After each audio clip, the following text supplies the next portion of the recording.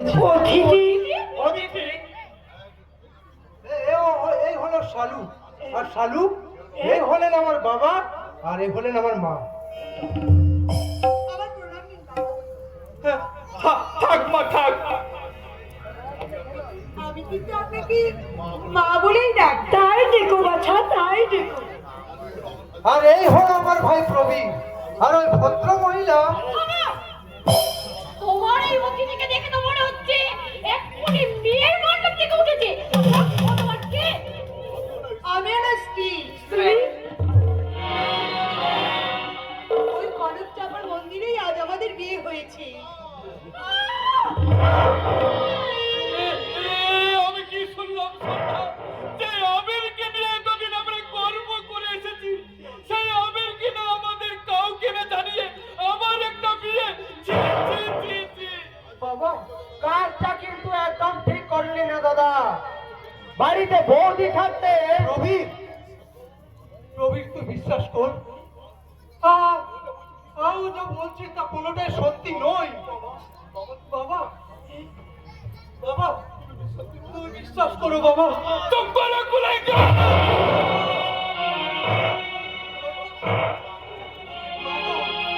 মাগো তুমি অন্তত বিশ্বাস করো মা। তোমার কি মনে হয় আমি কোনো অন্যায় কাজ করতে পারি? করি নাই। করেছিস, তাই আজ আমার মনে হচ্ছে তোর মতো সন্তানকে গর্ভে ধরে আমি মহা ভুল করেছি।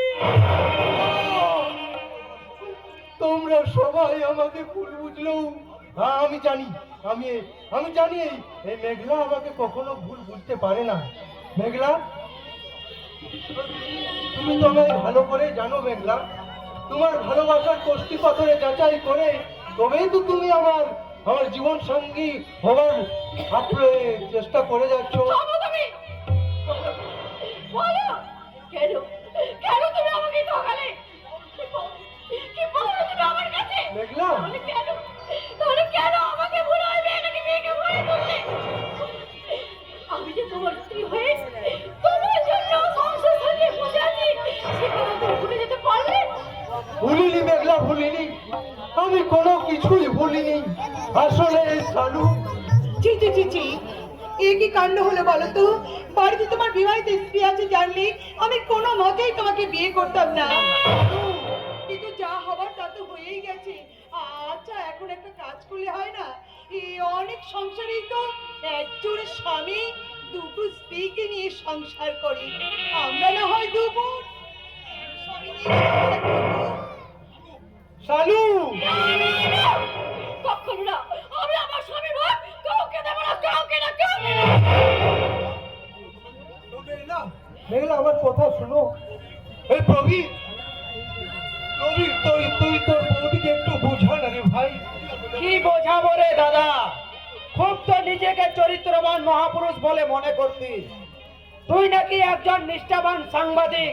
সত্যি এবং সুস্থ সংবাদ পরিবেশন করাই নাকি তোর একমাত্র লক্ষ্য। তা পারবি তোরা আজকের এই ঘৃণ্য চরিত্রের কলঙ্কিত কাহিনীটাকে তোর ওই সংবাদপত্রের পাতায় প্রকাশ করতে? এই যে বাবা, এই যে মা, আপনারা যারা স্কুলে এসেছেন, আপনারা নাকি আপনাদের সব বুদ্ধি দিয়ে আপনাদের ছেলেকে মনির মতো করে মানুষ করেছেন। তাই এই কি আপনাদের সৎ শিক্ষা, সৎ বুদ্ধির পরিচয়? আজ আমি কিচ্ছু জানি না বৌমা। এই জীবনের আজ এই শেষ প্রান্তে এসে আমার মনে হচ্ছে আমার শিক্ষা ভুল, আমার আদর্শ ভুল। এই শিব করতে গিয়ে আমি একটা পাথর। তুমি এভাবে ভেঙে পড়ো না গো। তুমি একটু চুপ করো গো, একটু চুপ করো। মা, ওকে তুমি বলে দিও আমরা বেঁচে থাকতে ও কখনো এ বাড়িতে দুটো স্ত্রী নিয়ে সংসার করতে পারবে না।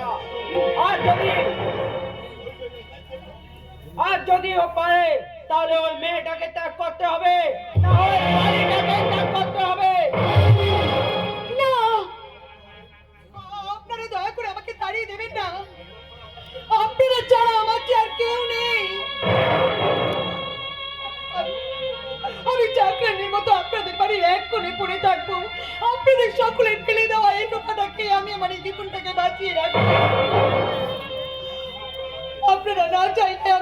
কোনোদিন এবারের বধুর মর্যাদা চাইব না। দয়া করে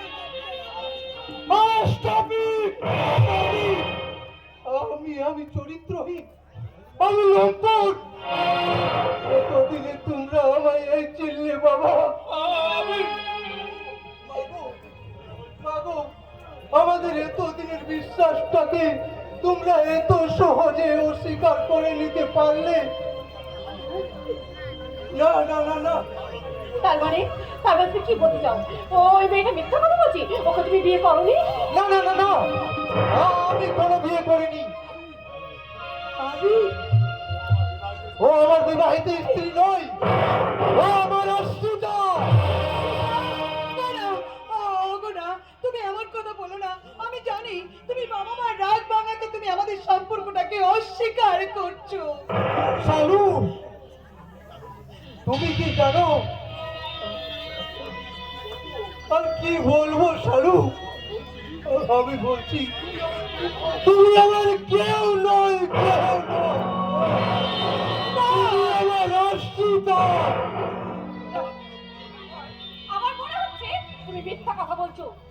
তোমাদের তো আসছি দাঁড়ালে ওই গোপন সম্পর্কটা চালিয়ে রাখার জন্য তুমি একটা মিথ্যে নাটক করে চলেছো। আচ্ছা, ও যদি তোমার কেউ নয়, তাহলে ওকে এই বাড়ি থেকে বের করে দিচ্ছ না কেন? তুমি বৌমা তো ঠিক কথাই বলেছে আবির, তার সঙ্গে আমাদের কোনো সম্পর্ক নেই। সে কেন শুধু শুধু এ বাড়িতেই থাকবে? বাবা, বাবা, ওকে তুই চলে যেতে বল। আমি মা, ঠিক আছে মা, তবে তাই হবে। একে নিয়ে যখন তোমাদের এত অশান্তি, তখনও একে আমি এখান থেকে চলে যেতেই বলছি। যাবো না, আমি কোথাও যাব না। এই ঘর সংসারের স্বামী ছেড়ে আমি কোথাও যাব না। Please, আমার কথাটা শুনো। এ দেখো, আমার প্রতি আমার বাবা মায়ের এতদিনের বিশ্বাসটা চুরমার হতে বসেছে। আমার প্রতি আমার স্ত্রী মেঘলার আর ভালোবাসা মুঠো মুঠো ঘৃণা হয়ে ঝরে পড়ছে। তাই বলছি, তাই দয়া করে বলছি, তুমি এখান থেকে চলে যাই স্বামী। কোথায় যাব আমি? তুমি বলতে পারো আমি কোথায় যাব? তুমি ছাড়া এই পৃথিবীতে আমার আর কে আছে? বাবা মা, আপনারা দয়া করুন, আমাকে একটুখানি দয়া করুন। আমাকে এই বাড়িতে একটু ঠাঁই দিন। দিদি দিদি, তুমি তুমি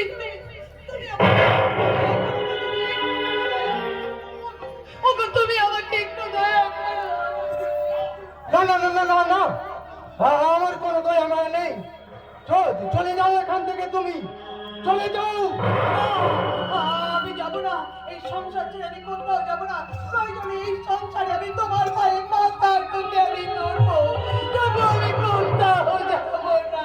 না না না না না, মরতে যদি হয় ওই রাস্তায় গিয়ে মরো।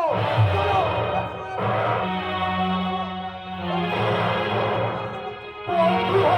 আমি হাত জোড় করে অনুরোধ করছি, যে কটা দিন আমি জেলে থাকবো, সেই কটা দিন তুই অন্তত আমার স্ত্রীকে তোর বাড়িতে থাকতে দিস। আমার এই অনুরোধ তুমি রাখিস ভাই, আমার এই অনুরোধ তুমি রাখিস।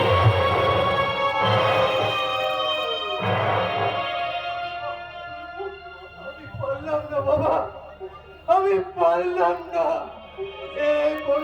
অনিবার্য কারণে শালুককে আমি এ বাড়ি থেকে তাড়াতে পারলাম না বাবা। তোমরা কেউ আমার অপরাধ নিও না বাবা, তোমরা কেউ আমার অপরাধ নিও, তোমরা কেউ আমার অপরাধ নিও না।